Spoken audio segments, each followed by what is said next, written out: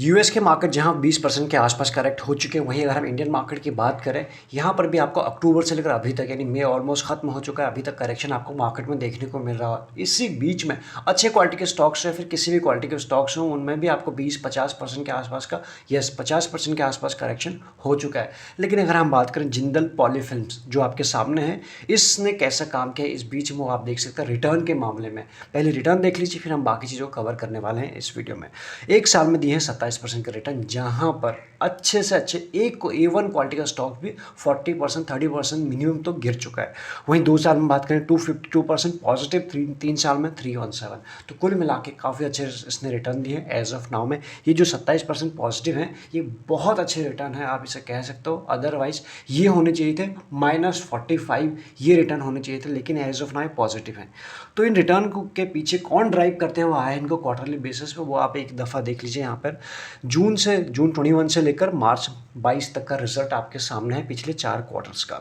Sales के ऊपर पहले अगर हम नज़र डालें तो आपको क्लियरली यहाँ पे समझ में आ रहा होगा कि ये है इसकी सेल्स जो जून में थी 1341 CR के आसपास, और वो अभी हो चुकी है 1721 के आसपास। तो यहाँ से आपको ग्राफ भी बता रहे हैं कि अच्छी आपको रिकवरी आपको इसमें देखने को ज़रूर मिली। इस क्वार्टर में छोटी डिप ज़रूर आई थी, लेकिन उसके बाद शानदार रिकवरी।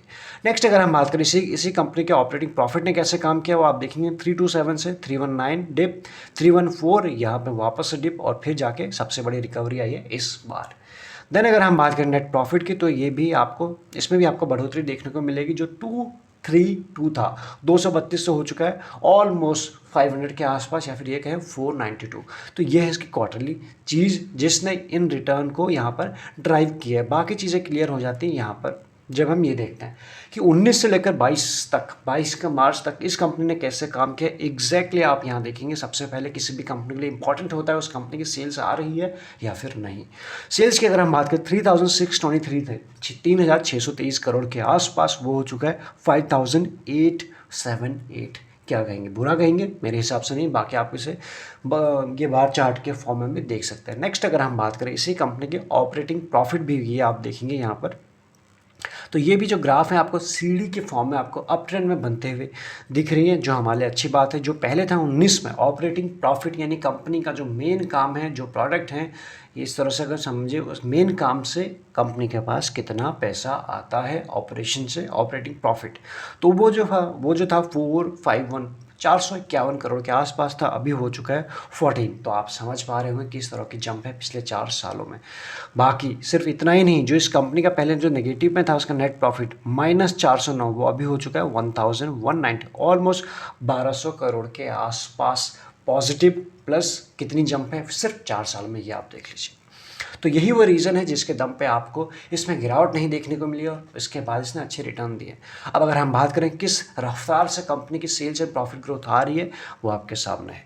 5 साल पहले की अगर हम बात करें, इसकी कंपनी की सेल्स ग्रोथ थी 9%, फिर इंप्रूव हुई 11%, और एक साल में 15%। जहाँ आप देख रहे होंगे अच्छे से अच्छे क्वालिटी के शेयरों की ये जो चीज़ है डाउन जा रही है, यानी कि अच्छे क्वालिटी के ब्लू चिप शेयरों की ये सेल्स ग्रोथ डाउन जा रही है, इसमें आपको पॉजिटिव ही मोमेंटम देखने को मिल रहा है।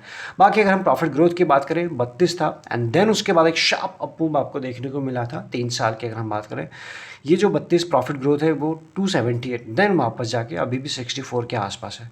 एक साल में इस कंपनी की प्रॉफिट ग्रोथ, सेल्स ग्रोथ देखें तो अच्छा है, लेकिन कंपेयर करेंगे प्रॉफिट ग्रोथ की, डेफिनेटली इतनी प्रॉफिट ग्रोथ किसी रीज़न की वजह से रहती है, वो सस्टेन नहीं हो पाती है, लेकिन जो ओवरऑल है वो आप देख पाएंगे अभी भी काफ़ी अच्छी है। नेक्स्ट अगर हम बात करें इसी कंपनी के बारे में, इस कंपनी के return on equity, return on capital employed की अगर हम बात करें, तो वो भी आपको अच्छी ही नजर आएंगी यहाँ पर। सबसे पहले हम रिटर्न ऑन इक्विटी की बात करें, 10 था, फिर 15 हुआ, अभी 36 है। तो आप देख पा रहे ओवर द ईयर इस कंपनी ने कैसा इंप्रूवमेंट दिखाया है। रिजल्ट पहले आपने देखे, नंबर्स, देन आप इन चीज़ों को देखिए। उसके बाद अगर हम बात करें return on capital employed, 12, 16 and 33, एक साल में देखें तो स्पेशली काफ़ी आपको अच्छे नज़र आ रहे हैं। तो यहाँ पर कोई भी वीकनेस खास नज़र नहीं आ रही है जैसे मार्केट में बनी हुई है। इसके बाद अगर हम शेयर होल्डिंग पैटर्न के ऊपर भी नज़र डालें तो सबसे ज़्यादा अगर हम बात करें प्रमोटर के पास हैं 74.55 था, यानी कि मेजॉरिटी उन्हीं के पास है। थोड़ा सा होल्डिंग है एफ के पास, not even 3%, close to 3%, 2.91। And अगर हम बात करें डी सिर्फ देखा है, देख के वापस चले गए, कुछ इस तरह से आप समझ सकते हैं 0.01% की होल्डिंग ज़्यादा कुछ नहीं है। पब्लिक के पास है ऑलमोस्ट 22.5% के आसपास, तो मेजॉरिटी है प्रमोटर और पब्लिक के पास ही है। एंड कोई भी प्लेजिंग नहीं रखा है, जो दूसरी अच्छी बात है। अदरवाइज इसका जो शेयरिंग पैटर्न है काफ़ी मजबूत है। डेट इक्विटी रेशियो की बात करें 0.34 है, यानी कि debt free company as of now नहीं है, लेकिन डेट कितना है 885 CR के आसपास। एंड उसी के कंपैरिजन इस कंपनी के पास कैश भी है 303 करोड़ के आसपास। तो यहाँ से क्लियरली समझ में आ रहा है कंपनी के पास कैश के कंपैरिजन थोड़ा सा डेट ज़्यादा है, एक्सपेंशन में ज़्यादा ध्यान दिया है या फिर बाकी चीज़ें हुई है, ये आप देख पाएंगे। वही अगर हम बात वीडियो में हम आगे बढ़े, अगर आपके पास डीमैट अकाउंट नहीं है, डिस्क्रिप्शन में आपको लिंक्स मिलेंगे जिसके साथ भी आप कंफर्टेबल हैं। काफ़ी सारे लिंक्स हैं, आप अकाउंट ओपन करा सकते हैं अपने लिए, अपनों के लिए। बाकी लगे यूजफुल तो आप ज्वाइन बटन में कंसिडर कर सकते हैं फॉर एक्स्ट्रा लर्निंग। अब अगर हम बात करें यहाँ पे स्टॉक वैल्यूएशन के ऊपर, ऐसे रिटर्न देने के बाद अभी करेक्शन के बाद अब क्या चल रहे हैं। सबसे पहले अगर हम इसकी मार्केट कैप की बात करें, जो एज ऑफ नाउ की मार्केट कैप है वो है 4772 CR के आसपास। छोटी कंपनी है तो उसी हिसाब से आप देख पाएंगे 4000 करोड़ की इसकी है। एंड डिविडेंड यील्ड है 18, EPS है 213, अगेन गुड। वहीं अगर हम मार्केट इंडस्ट्री पी है 11.49, ये आपका स्टॉक जिस तरह का अभी मार्केट में सिनेरियो चल रहा है वैल्यूएशन के हिसाब से, अभी बहुत सारे स्टॉक्स ऐसे हैं जिनमें वैल्यू आ चुके हैं, वैल्यू बाइंग शुरू भी हो चुकी है। हर डिप में लोग, अगर हम बात करें, फिर चाहे छोटा बड़ा इन्वेस्टर हो, वैल्यू बाइंग शुरू कर रहे हैं, क्योंकि बॉटम एग्जैक्टली कोई नहीं जानता। एनालिसिस ज़रूर कर सकते हैं, लेकिन मार्केट का बीच बीच में ट्रेंड चेंज करता है, तो हर डिप पे लोग वैल्यू बाइंग कर रहे हैं। तो एज ऑफ नाउ अगर हम बात करें, इसमें भी वैल्यू आपको क्लियरली आपको नज़र आ रही है।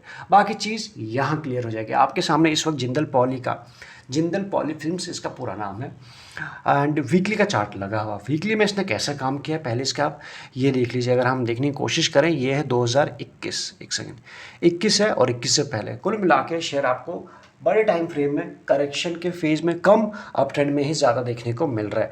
और जो ये मार्च में अक्टूबर से लेकर अगर हमको अभी चल रहा है, ये है मार्च, जहाँ इंडेक्स इतना करेक्ट हो चुका है। वहीं अगर हम बात करें जहाँ नैस्डैक 20% करेक्ट हो चुका है, वहीं अगर हम बात करें बाकी स्टॉक 45%, 60% करेक्ट हो चुके हैं। इसमें क्या करेक्शन है? कोई भी ज़्यादा आपको करेक्शन देखने को नहीं मिल रहा है एज ऑफ नाउ तक। और उसके बाद आखिरी वीक की जो कैंडल बनी है, ये आप देख सकते हो कंप्लीटली एक बुलिश कैंडल है। तो ऐसे में ऑल्दो MACD जो लोग एक इंडिकेटर है, इंडिकेटर हमेशा थोड़ा सा बाद में रिएक्ट करते हैं, तो आपको बाकी चीज़ें देखनी होती है। वहाँ तो अभी बाइंग का कोई सिग्नल नहीं है। और अगर हम बात करें RSI, वो भी आपको 51 के आसपास, यानी कि ना ही ओवर बॉट है ना ही ओवर, अगर हम बात करें, सोल्ड है। तो ऐसे में अब अगर देखने की कोशिश करें इस शेयर का सबसे बेस्ट बाई क्या हो सकता है, पहले ये देख लेते हैं। क्योंकि मार्केट में अभी भी करेक्शन आएगा नहीं आएगा, मार्केट का बॉटम कहाँ बनेगा, हम सबकी अलग अलग थियरी, अपने अपने एनालिसिस, नॉलेज, एक्सपीरियंस के हिसाब से। कोई बोलता है 15,000, हो सकता है आपको लगे 15,500, कोई 14,800 या फिर कोई 14,500। अपनी अपनी थियरीज़ है। कुछ थ्योरीज है कि ये जो मार्केट ये है अभी 15,800 यहीं से घूम जाएगी। तो हम सभी के अलग अलग थ्योरी है। लेकिन इसके अगर हम बात करें, मार्केट जब भी करेक्ट होता है, एक प्राइस आपको ये दिख रहा है जहाँ पर इसने बड़े ही लंबे टाइम तक करेक्ट किया। इस पुल बैक के बाद यहाँ पे थोड़ा सा रिटेस्ट किया और उसके बाद इसमें अपमूव आया था।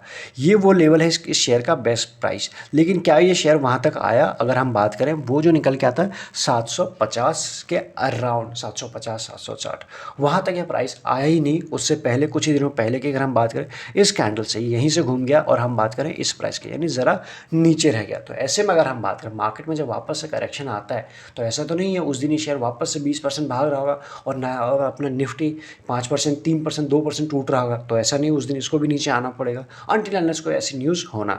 तो ऐसे में बेस्ट बाई तो हमें समझ में आ गए। लेकिन सेकंड बेस्ट बाई क्या था, जो 2-3 दिन पहले इसने एक इंपॉर्टेंट लेवल को टेस्ट किया है। अब वो लेवल क्या है, पहले हम यहाँ रफली देखने की कोशिश करते हैं।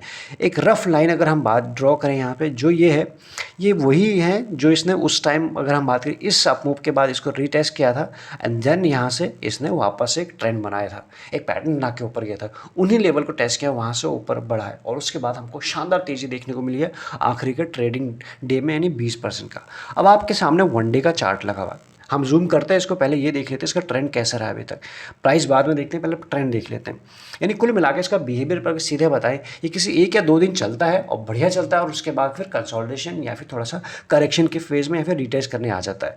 जब आप देखेंगे, यहाँ देखें, अगर यहाँ से शुरू करें, ये इसने कुछ टाइम एक अच्छा स्विंग दिया, आपको स्विंग ट्रेड के लिए बड़ा ही अच्छा स्टॉक्स है।